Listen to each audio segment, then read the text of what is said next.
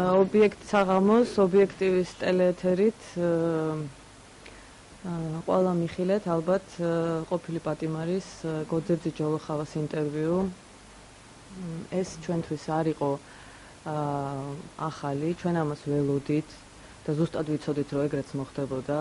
ვინაიდან ამ ადამიანმა ჩვენთან ინტერვიუს დროს განაცხადა, რომ მასზე ხორციელდებოდა ზეწოლა და მუქარა სახელმწიფოს მხრიდან.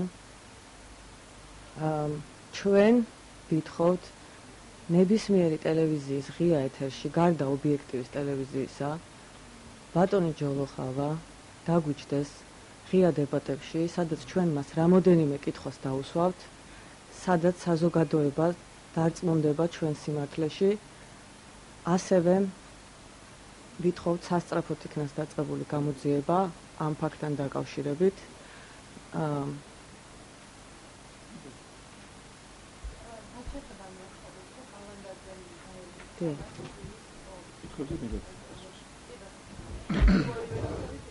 კი ბატონო, არ არის პრობლემა, მეც გაგცემთ. კი ბატონო, ეს არის კიდევ ერთხელ ვაცხადებ. სრული სიცრუე და ტყვილი ამ ადამიანმა კიდევ ერთხელ, როგორც წინა ინტერვიუში ობიექტივის ტელევიზიაში, ეხლაც იცრუა, იმიტომ რომ იმყოფება ზეწოლის და მუქარის ქვეშ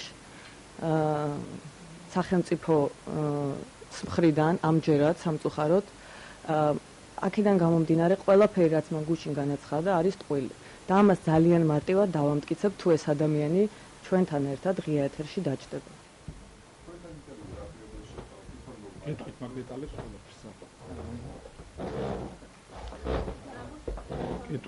კი ბატონო, მე ვშოვდი კითხვას. მოგესალმებით. პირველ რიგში ცალსახაა, რომ აქ არ არის დაპირისპირება, პირადი დაპირისპირება ჩვენსა და ქალბატონ ირმაინაშვილს შორის. აქ წდება საკითხი და საზოგადოებამ ერთხელ სამუდამოდ უნდა გაიგოს სახელმწიფო ხელისუფლების მაღალი თანამდებობის პირები ანხორციელებენ თუ არა ზეწოლას მოწმეებზე, რომლებიც ჩვენებს იძლევიან ყოფილი მაღალჩინოსნების, მათ შორის ბაჩუ ახალაიას წინააღმდეგ. ვინაიდან ეს არის საზოგადოების ძალიან მაღალი ინტერესი, მიმართავთ ყველა ტელევიზიას, მოგმართავთ თქვენ, დაგვითხროთ მინიმალური ეთერი, სულ რაღაც 5-6 კითხვა საკმარისი იქნება იმისათვის, რათა ჯოლოხავამ თავისივე პასუხებით, არა აქვს მნიშვნელობა რა პასუხიც არ უნდა გაცეს, საბოლოოდ დაარწმუნოს საზოგადოება იმაში, რომ რეალური ზეწოლა განხორციელდა სახელმწიფო ხელისუფლების მაღალი თანამდებობის პირების მხრიდან და ის, რაც მან ჩვენ გვიამბო, იყო მისი უშუალო ნების გამოხატვა. ესეც ცალკე ვერც ჩვენ და ვერც მეორე მხარე ვერასდროს ვერ დავამტკიცებთ სიმართლეს, თუ ეს არ მოხდა პირდაპირ ეთერში, სადაც ბატონ ჯოლოხავას არ ეყოლება არც დამრიგებლები, ქალბატონი ინაშვილისა ნებისმიერ სხვა ადამიანის სახით და უბრალოდ მარტივ შეკითხვებს თქვენთან ერთად საზოგადოების გასაგონად გასცემს პასუხს. გარდა ამისა, სახელმწიფოს ვალდებულება ესეთ შემთხვევაში სასწრაფოდ დაიწყოს გამოძიება და გაარკვიოს რამოდენიმე დეტალი. პირველი დეტალი, რაც სამართლებრივად გასარკვევია, არის ის, თუ რა უნდოდა ბატონ ჯოლოხავას ჩვენების მიცემამდე ქალბატონ თია წულუკიანის ოთახში. რატომ გადავიდნენ შემდეგ 3-ვენი ერთად ბატონი კბილაშვილის ოთახში და მხოლოდ ამის შემდეგ რატომ მოხდა ჩვენების მიცემა ბაჩუ ახალაიას. გარდა ამისა, გასარკვევია, ვისი მხრიდან მომდინარეობდა ზეწოლა, გამოძიება უნდა იყოს ობიექტური, ყოველმხრივი, მათ შორის დაზუსტებით უნდა გამოიძიონ, თუნდაც ჩვენი მხრიდან ხომ არ იყო რაიმე სახის გადაცნობა, ხომ არ იყო რაიმე სახის ზეწოლა, მაგრამ ასევე უნდა გამოიძიონ თუ დადასტურდება, რომ ჩვენი მხრიდან არანაირი სახის ზეწოლა არ ყოფილა, ვისი მხრიდან იყო ამ ადამიანზე ზეწოლა. გარდა ამისა, ბატონი ჯოლოხავა აცხადებს, რომ იგი ციხიდან გამოსვლის შემდეგ შეხვდა ყოფილ პოლიციელს, ვისი აგენტიც იყო წინა პერიოდში, დაურეკა ამ ადამიანმა და მან მიიყვანა ობიექტივში და სწორედ ამის შემდეგ დაიწყო ის ცეპი, რამაც საბოლოო ჯამში მიიყვანა ქალბატონ თია წულუკიანთან და მიიყვანა ბატონ არჩილ კბილაშვილთან. აქედან გამომდინარე, საზოგადოებას კიდევ ერთხელ მინდა განუცხადო, რომ ვართ ცამდემართლები, რომ ეს ადამიანი მოვიდა თავისინებით და ამაში დასარწმუნებლად გთხოვთ თქვენ დახმარებას, მოიზიოთ ბატონი ჯოლოხავა, სთხოვოთ მას სულ რაღაც 5-6 კითხვაზე საჯაროდ გასცეს პასუხი თქვენ ეთერში, სადაც ყველანაირი ზეწოლა იქნება გამორიცხული და საზოგადოებისთვის სწორედ ეს ინტერვიუ იქნება განსაზღვრელი, რას საუბრობს და რა შემთხვევაშია მართალი ბატონი ჯოლოხავა. ამის შემდეგ უკვე იქნება სამართალდამცავების სამუშაო, ძალიან მარტივია, თუნდაც ჯოლოხავას ტელეფონის ზარების ამოღება, ძალიან მარტივია ანძების ამოღება, როდესაც ეს ადამიანი ჩვენთან საუბარში აცხადებს, რომ პირველად მივიდა ნაციონალურ მოძრაობაში, სადაც იკითხა ადვოკატები და უთხრესო ადვოკატები იქ არ იყვნენ, ანუ ჩვენ გვიკითხა. შემდეგ როდესაც ეს ადამიანი აცხადებს, რომ მივიდა სასამართლოში, სადაც შეხვდა გიგი კალანდაძეს და მას სთხოვა, რომ ჩვენთან მოიყვანა, ეს თუნდაც სულ რო ჩვენება არ არსებობდეს, ანძებით არის ძალიან მარტივი დასადგენი. ხდებოდა თუ არა ამ ადამიანის გადაადგილება სწორედ ისე, როგორც ამას საუბრობს ჩვენთან ინტერვიუში. ეს სამართალდამცავებისთვის არის როგორც 2x2 4, ამის დადგენას არ ჭირდება დიდი დრო და ამიტომ ვითხოვთ სასწრაფოდ იქნეს გამოძიებული. გარდა ამისა, აუცილებლად უნდა იქნეს გამოძიებული, თქვენ კარგად გახსოვთ, სამხედრო ექიმის ლევან სუთიძის ჩვენება. როდესაც მან საჯაროდ განაცხადა სასამართლოზე, რომ ბაჩო ახალაიაზე ჩვენების არ მიცემის შემდეგ ტოიოტას ფირმის ჯიპით გაიტაცეს ეს ადამიანი ღამის პირველ საათზე და დააგდეს წყნეთის ტყეში, სადაც გაუთიშეს ტელეფონი და მხოლოდ მეგობრების დახმარებით გამოაკვლია გზას და ამაზე პროკურორმა მაშინ განაცხადა, რომ ვერ ხედავდა დანაშაულის ნისებს. ყველა ესეთი ფაქტი, მათ შორის ტაბაღუას ფაქტი, როდესაც მამაოზეც კი განხორციელდა ზეწოლა და რამოდენიმეჯერ შეაცვლევინეს მამაოს ჩვენება. ყველა ეს ფაქტი უნდა იქნეს გამოძიებული და საზოგადოებას უნდა მიეწოდოს ობიექტური ინფორმაცია. ჩვენ მზად ვართ არა მხოლოდ ბატონ ჯოლოხავასთან, ბატონ ლევან სუთიძესთან, მამა ნიკოლოსთან, ტაბაღუასთან და ბატონ ჯოლოხავასთან, სამივესთან გქონდეს პირდაპირი კომუნიკაცია პირდაპირ ეთერში, სადაც ვერავინ ვერ მოახდეს მათზე ზეწოლას და საზოგადოება ცალსახად დარწმუნდება, ამ ადამიანების ჩვენებები ჩვენთან იყო გულწრფელი აღიარება, თუ იყო რაღაც სახის ზეწოლის შედეგი.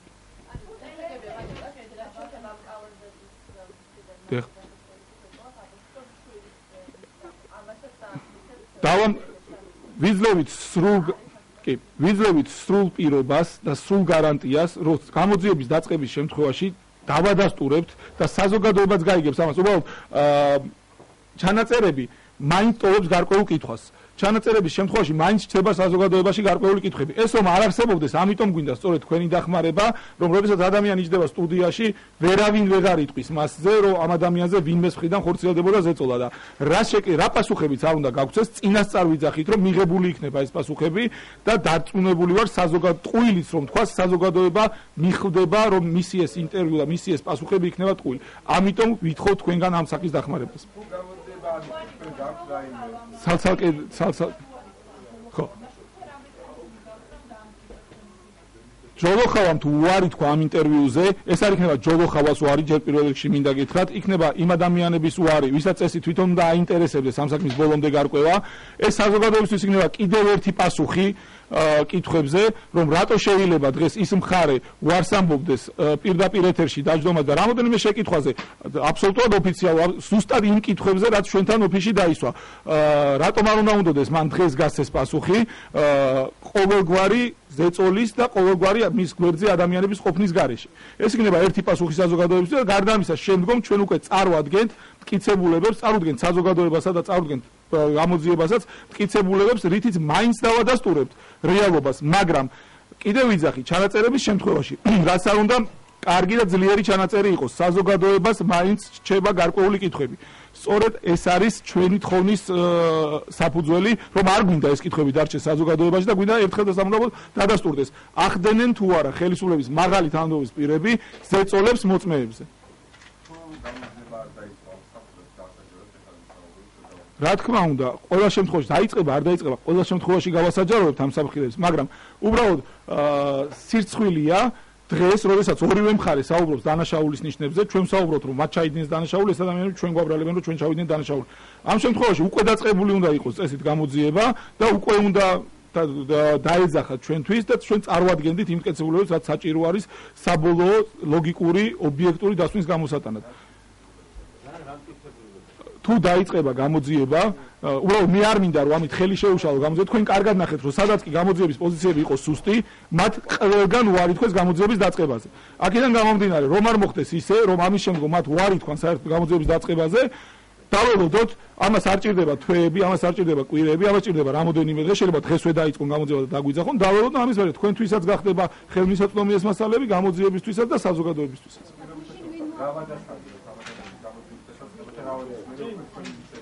როგორ ორივე ერთად დაუყოვნებ ვადა არანაირი ვადა აქ არ არსებობს. როდესაც დანაშაულის შესახებ საუბრობს, რომელი მხარეც არ უნდა იყოს, აი გუშინ როდესაც ისაუბრა ქალბატონმა ირმა ინაშვილმა, რომ თითქოს და ჩვენი მხრიდან განხორციელებას ეწოლა, დღეს წესით უკვე დაწყებული უნდა ყოფილიყო გამოძიება. ნუ 2-3 დღეში, ეხლა 2-3 დღეში თუ არ დაიწყო გამოძიება, თითოეული თქვენთაგანისთვის საზოგადოებისთვის ცალსახარო არ იწყებენ ეხლა ამ საქმეს გამოძიებას. ეს ჩვენთვისაც ნიშანი იქნება იმისა, რომ მათი იმედი არ უნდა კონდეს და საზოგადოებას ჩვენ თვითონ ჩვენივე ძალებით უნდა დავუმტკიცოთ ჩვენი სიმართლე.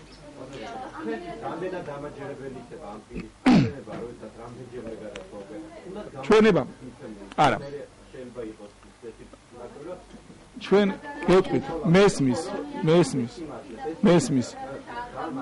რაც არ უნდა, აი ცალსახად ვაცხადებ და ვიღებ პასუხისმგებლობას. რაც არ უნდა დამუშავებული მოიყვანო და რაც არ უნდა დამუშავებული მოვიდეს პირდაპირ ეთერში ბატონი ჯოლოხავა. იმ კითხვებზე პასუხის გაცემის შემთხვევაში რა კითხვებსაც ჩვენ დავუსმევთ.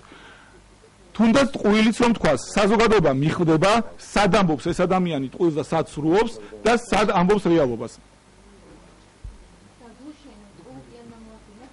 არა, ჩვენ არა ვართ ისეთი უპასუხისმგებლო ადამიანები, როგორც არიან მეორე მხარეს. ჩვენ დაუმტკიცებლად არავის არ ვსაუბრობთ, რომ ამ ადამიანმა მოახდინა, ამ ადამიანმა წულუკიანმა, როცა მოახდინა და როცა რეალურად მიიყვანა, რასაც ინაშვილიც ადასტურებს.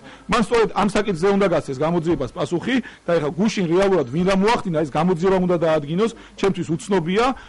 ქალბატონ ინაშვილს უნდა კითხონ, როგორ მოხდა მათი კომუნიკაცია და ეხლა წინასწარ მე ვამტკიცო მათსავით, რომ გინდა თუ არა ამ ადამიანმა მოახდინა, მას ეს ეწოლა, ეს იქნება არასწორი და ესეთ უპასუხისმგებლო ქმედებას, რა თქმა უნდა, ჩემგან არ უნდა ეუბნო. ხო, ეხლა აქ შეიძლება ერთი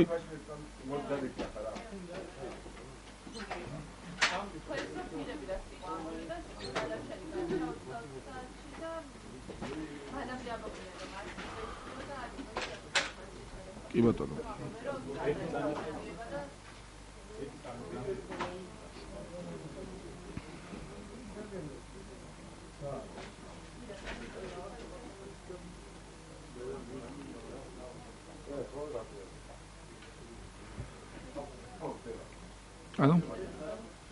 ბატონ მანუმერებიშვილთან დაკავშირებით რაც მოხდა, ეს არის დანაშაული, ეს არის იმ სახის დანაშაული, რა დღეს იქნება თუ ხვალ იქნება, რომელი ხელისუფლებაც არ უნდა მოიდეს, არა აქვს ამას მნიშვნელობა, ვინ მოვა შემდეგ ხელისუფლებაში, ან ნება როგორც კი შეიცვლება, მარტივად რო ვთქვა და გამოძიების სურვილი გაჩნდება რეალური დანაშაულების, აუცილებლად დავიმახსოვროთ ჩვენ ეს დღე ბატონ სოზარს და ნებისმიერ სხვა ადამიანს, ვინც მონაწილეობდა ამ ფალსიფიკაციაში, აუცილებლად წარედგინებათ ბრალი და წარსდგებიან სასამართლოს წინაშე.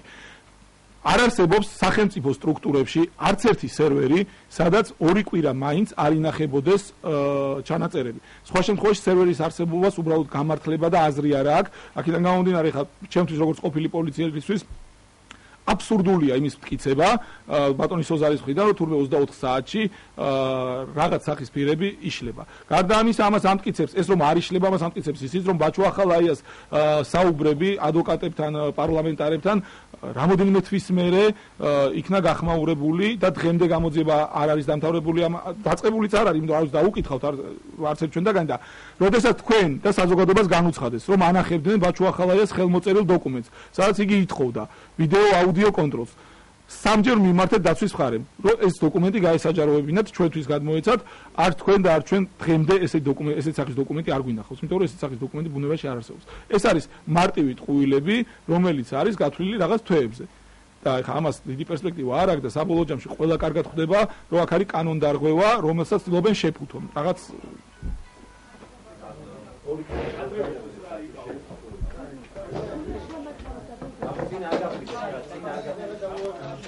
ვერ გეტყვით.